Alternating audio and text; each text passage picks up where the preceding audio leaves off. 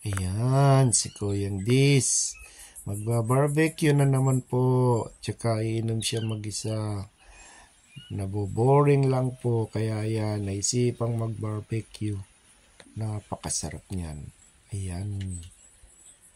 Ayan po yung pork barbecue. Tapos meron tayong red wine. Ayan, lulutuin na natin siya. Ayan, napakasarap niyan. Grabe. Kayang ubusin yan. Naku, ang daming pulutan. Ay, naku. Ayan po, ang daming pulutan.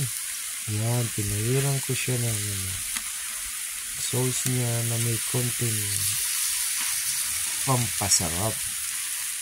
Ayan po.